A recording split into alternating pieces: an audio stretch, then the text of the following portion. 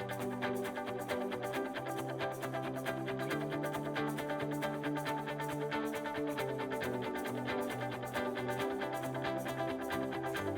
to Forum 360, to our global outlook with a local view. I'm Leslie Ungar, your host today. Although we have returned to the studio, today we come to you on Zoom because we have three very special guests from Northeast Ohio. Pre-COVID, wherever I would travel in the country or the world, when someone asked me where I was from, I would say Akron, Ohio, home of LeBron. Those of you that know LeBron's story know that his friends and his coaches and his mentors are very, very important to him. Today, we are honored to have three members of the Joyce family, which kind of starts the St. V dynasty as we talk about it today. All three are now basketball coaches. Coach Drew Joyce II just received his 6th state basketball championship at St. V. His son, Drew III, played for St. V, the University of Akron, played basketball in Europe for 12 years, and is now an assistant coach at Cleveland State. And his son, Cam, is now head basketball coach at St. Ignatius in Cleveland. Welcome to all of you, although I do feel I need a shout out to the women in the Joyce family, mother, wife, and 2 sisters. So I give them a shout out as we get started. Welcome and thank you to all of you. I'm going to start with Coach Joyce II. Coach, you switched professions and have been amazingly successful. 6 state championships. Do you have any advice for people that are thinking about making a switch, or can you comment on at all about that switch that you made? Yes, it's a simple story of following your heart. As my life transpired, and I had spent 25 years in corporate America and enjoyed what I was doing, but there were times I've said more than once that when I used to pull up in my driveway in the evenings after work, and I'd ask myself, what have you done today that really matters? And then later that evening, I would get in the car with Drew and 5 or 6 other guys, and we'd go to a practice, and it felt like everything that I was doing at that time meant something. It was special, and I enjoyed it. So, it wasn't necessarily the plan to walk away from corporate America and do full-time coaching. But there was a time in when the company I was working with was asking me to take a move from an account in Pittsburgh to an account in Syracuse. And at that point, my heart just wasn't in it. And, I had fallen in love with the coaching and coaching my sons. And it was a leap of faith. And what was special is my wife supported me, and we did this together. It wasn't, she understood, she recognized that how important it was, and for all of us, because she had been on that same journey for a number of years. This was when all this happened. Drew was now in college, so and Cameron was a freshman in high school when we made this decision. So it was, I guess you say a long time coming, but her support was crucial, because I couldn't have done it without her standing beside me, because honestly, I didn't have an idea how I was going to earn a living at that point. I just wanted to coach. And, we have been blessed to be able to build a life around the basketball and build a business around the basketball. But the only thing I would tell people is, like someone told me, is, he said, you don't leave a job until you have another job already lined up. So, but we did it without having that other job lined up. But it was just us following our heart and what we loved. Now I'm going to follow up with Drew III. What role did your father being the coach play in you deciding to become a coach? Well, first, Leslie, I wanna before I answer that question, give a shout out to not only my mom and sister, but the other women in my life, my wife, and and my three little ones, because no different than the way my mom and my sister supported us, they support me on a day-to-day basis, and they give me the motivation and encouragement to chase after this dream that I'm pursuing. And it's not an easy thing that they have to buy into with me, but they appreciate what I do, and they allow me to be the best I can possibly be each and every day. But to answer your question, the role my dad played was it was a major piece of why I'm into coaching.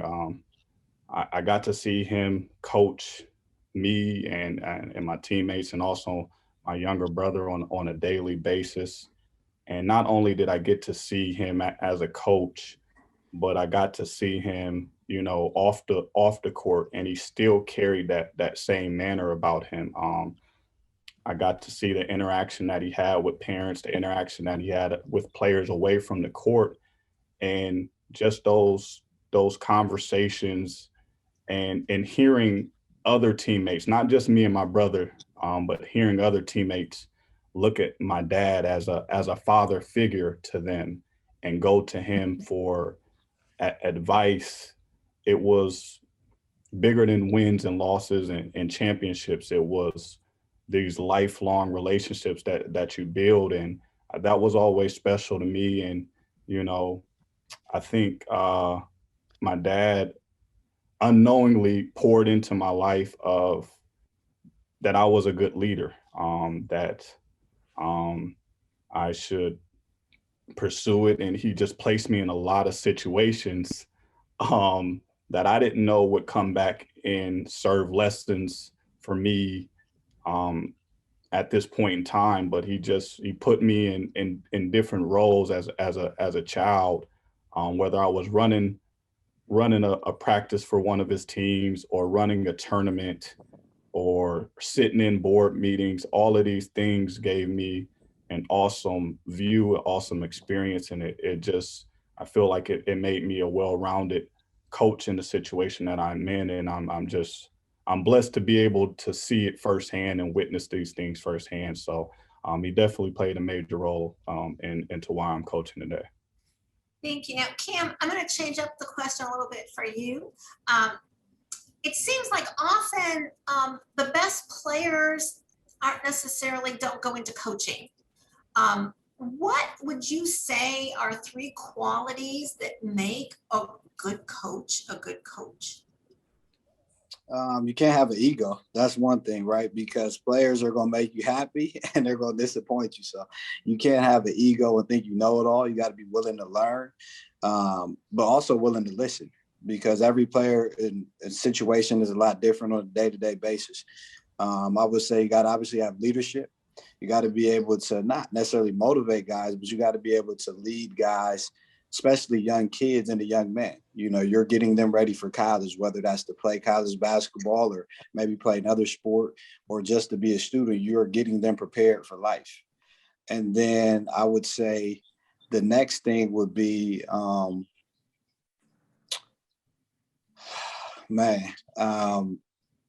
you got to know the game. So I mean, that makes a good coach, right? You got to be willing to study, got to be willing to learn, you know, your craft, right? And so just as much as you want the kids to get in the gym and prepare and, you know, to get better, you should be trying to get better too. And that means studying the game, studying, you know, maybe your film from the previous season, maybe studying another coach or another team, going to clinics, going to camps. You got to be willing to sacrifice some of your time to help you grow in your career. So I think all those things are important. And, you know, just like Drew said, I want to give a shout out to my wife, Devin Joyce, who I wouldn't be where I am today without her. So, but I think those are the three things for sure. Thank you. Now I'm going to ask you first, Cam, and then anyone else can weigh in on it. It seems like not only in basketball, but in so many professional sports that now coaches it seems like they have to have played the game. Whereas before they could be, like 5 feet tall and coach. And now it seems like they have to have played the game. So at your levels with high school and college kids, is it important that you played the game? Is that important to players today? If I can go first, because I'm the anomaly, because I didn't play organized basketball. I was a pickup basketball player, like most kids. I played football and ran track all the way through high school and my first year in college. But so I'm not that guy. But the one thing that, and I tell people about it is the one thing is, as Cameron said, I've become a student of the game. I spend that time off the court, learning, perfecting the craft. And then the other thing is, I understand and know what my strength is. I tell people there's a whole bunch of coaches who knows X's and O's maybe better than me, but I know how to build a team. I know how to get guys to buy in and understand that they're working towards something that's bigger than themselves. And so I think that's a key, and that's very, very important too. Yeah, it doesn't. There definitely is some space where you need to know the game, and I think that honestly, I say to my sons, and I've said it many times to them and to others, that they're going to be better coaches than me because they do know the game. So. And they did play it at a high level all the way through college, both of them, and through into the professional level. So I think that that's going to weigh in, but I still don't want to, have anyone think that just because you don't play, you can't be involved and you can't coach. You can, but it does take a lot of work and a willingness to learn from a lot of different people, and I had that. Cameron, Drew, do you want to weigh in on your advantages then of having played at a different level than your dad? Yeah, I'll weigh in, but I also would say sometimes because you've played the game, you may be a little bit too overconfident in your ability when you're trying to coach a kid, thinking that they can do it. And you're maybe telling, like a lot of coaches say, hey, play hard, play hard. Well, what if the kid doesn't know how to play hard, right? And so it comes naturally because when the coach told you when you were playing, well, okay, that means I got to pick it up. Well, that kid may not understand that. So how can I show this kid how to play hard? How a lot of kids don't know how to work themselves out. You may have known how to work yourself out in the gym by yourself as a player. So how can I give these kids a baseline or a template to show them? So I would say sometimes when you play the game, that can hinder you, but it can also help you a lot because it's certain little nuances that you just see that maybe others won't see. Certain things that you knew were hard to defend as a player because you guarded it. Certain things that you knew worked well offensively because you did it. And I think that's where that experience of playing comes into play when you're coaching the kid and they can see it and you can go out there and show it to them. And I think that's important as well. But, just like my father said, whether you play the game or you don't play the game, coaching is hard work. And when you get rewarded for it, you feel great about it, but you got to put the time in, you got to study the game. And you can be the greatest player ever, but that doesn't mean you're going to be the best coach ever. And so you don't want to get that lost. But playing definitely helps you for sure. Before I ask Drew the third to weigh in, I want to reintroduce today's topic. We are talking with the newest family dynasty in high school basketball coaching, and that is the Joyce family from Akron. And we have Drew the second, Drew the third, and Cam Joyce all with us today. So Drew the third, I'm going to ask you to quickly weigh in on the advantages of having played 12 years in Europe. Does that transfer to a college kid in Cleveland, Ohio? It's a tool, right? And it can be used the wrong way or the right way. No different than what how my dad and Cam weighed in on. You don't have to play this game in order to have success. It's what you pour into the game. And there's so many layers to coaching. It's not was your experience on the floor. It's not drawing up a play all the time or just the X's and O's. It's, can you motivate a team? Can your words be fresh daily to a team? Are your words falling on deaf ears? Can you read the temperature in the room? Because there's days where those guys, they just don't have it, or they may not be feeling a certain way. Did you even check in with the players before they came to practice and seeing how their day was going? Or there's just a lot of layers that go into it, and it's managing personalities at times more than anything, right? Because everyone is their own individual, and you're trying to get 15 or 15 plus individuals to come together for one common goal. And that may not have to do with anything with a skill set or X and O. So yes, does playing 12 years in Europe help me? It does. I can talk about some certain things about the pro level, because I've been through it, about college because I did it. But these guys are living out their own dream. So yeah, do they want to hear about some of the things I did? Yeah, maybe. But the most important is them, because it's their dream that I'm trying to protect, and their dream that I'm trying to help them fulfill. So they're the main character. Now, let me ask if I can ask each of you to answer in a sentence. There's a saying, I'm an executive coach. There's a saying I heard years ago that any coach does not have control over a player's talent or discipline.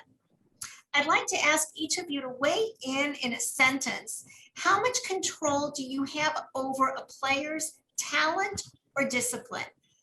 Coach Joyce the second. Oh, wow. I think you have a lot of control if you build the relationship first. If you build the relationship and you know that the player knows that you love them and you're for them, then you can definitely have that effect. Okay, Cam. Talent or discipline?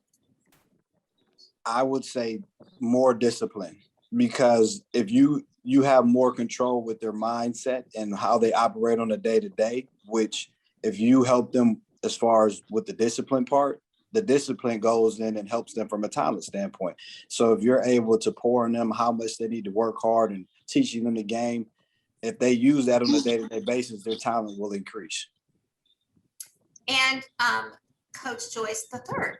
Talent and discipline. What things do you have control over? What things don't you have control over? Right. And, both my dad and Cam, were really, really great answers.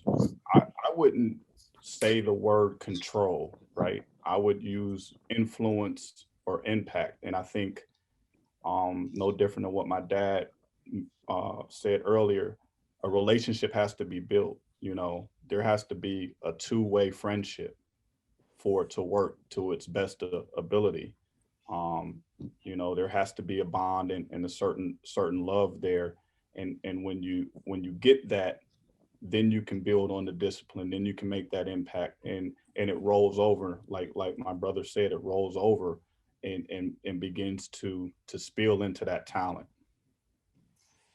I'm going to ask some different questions, and I'm going to pinpoint this time, and I'm going to ask for an answer in maybe a sentence. So we'll see how much I can get through. Cam, best piece of advice you ever got from any coach? Oh wow, that's tough. I would say it comes from my father. Coaching is a service, and you're providing a service, and how you choose to provide that service day to day is your choice. And you can negatively impact somebody, or you can have a positive impact on someone, and that's what it's about. And Coach Joyce the second, what is a piece of advice that you remember that you now know in retrospect was a really good piece of advice you gave someone? I think there's a saying, and both of these guys have heard me use it many times.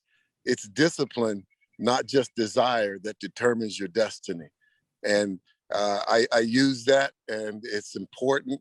And I because I want kids to understand that there's some structured work involved in achieving anything in life, and to have a desire, a warm fuzzy about something that you want to do, that's not enough. You have to have that will, and that's the discipline. So it's discipline, not just desire, that determines your destiny.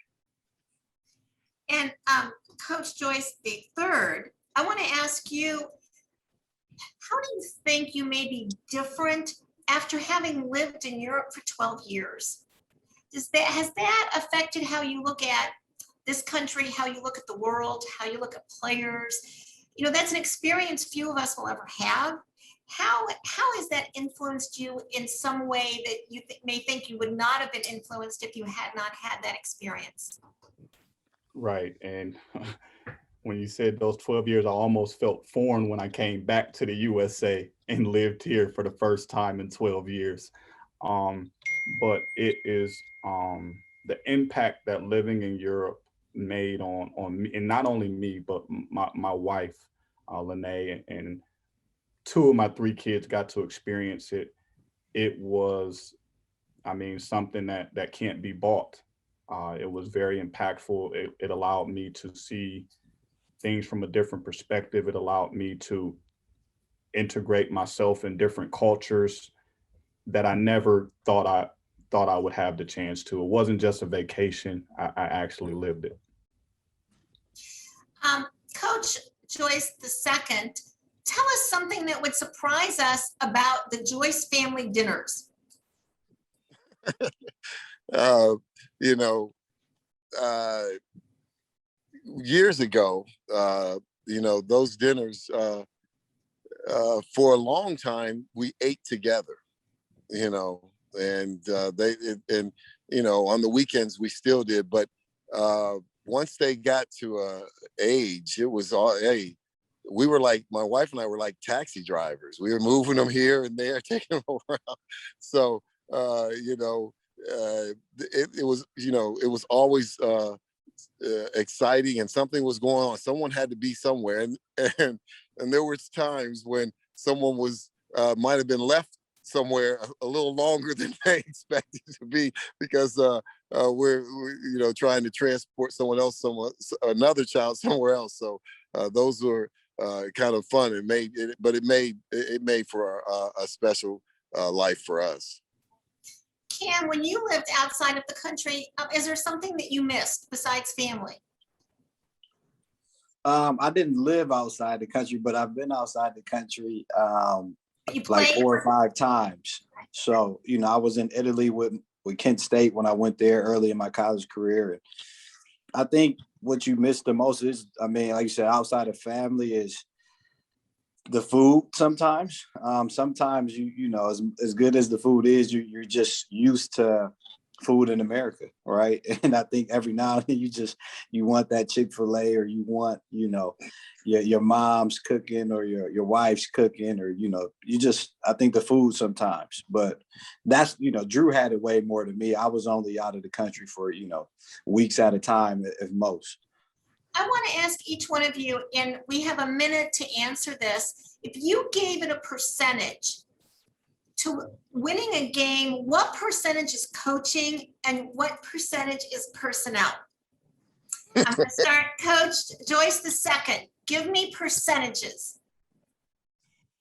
I say it's 90% personnel and 10% coaching. I think at that point in the game, all we can do is maybe help them get past something that, somewhere where they're struggling in that moment. Coach Joyce the third, percentages. Coaching and personnel. Yeah, I think my dad is right on. I would linger around that 90 to 10%. It's definitely weighing heavy in the favor of personnel. They're out there, right? The players are at that point, they're playing to their instincts, they're playing to their habits. Most of the coach's work has already been done before, right? We schedule practices in the right manner. we tried to make the game adjustments, and it belongs to the players. Cam, you have my last question. Skyway or Swenson's? Oh, this is Swenson's for sure, for sure. I'm glad you didn't ask me for my answer on the previous question, because I was thinking of something different, but I couldn't. So I'll go with Swenson's. We were honored today with our guest, Coach Joyce II from St. Vincent St. Mary, Coach Joyce III, now at Cleveland State, and Cam Joyce, now at head coach at St. Ignatius. It seems like just yesterday that we were reading and watching the Joyce boys play basketball from Germany and France and Michigan. They now live and coach in our corner of the world. Thank you to the Joyce family, the newest coaching dynasty, to Drew and Cam and the women in their lives who have supported them. I'm Leslie Ungar. Thank you for joining us today on Forum 360, our global outlook with a local view. Thank you to all of you. Forum 360 is brought to you by John S. and James L. Knight Foundation, the Akron Community Foundation, Hudson Community Television, the Rubber City Radio Group, Shaw Jewish Community Center of Akron, Blue Green, Electric Impulse Communications, and Forum 360 supporters.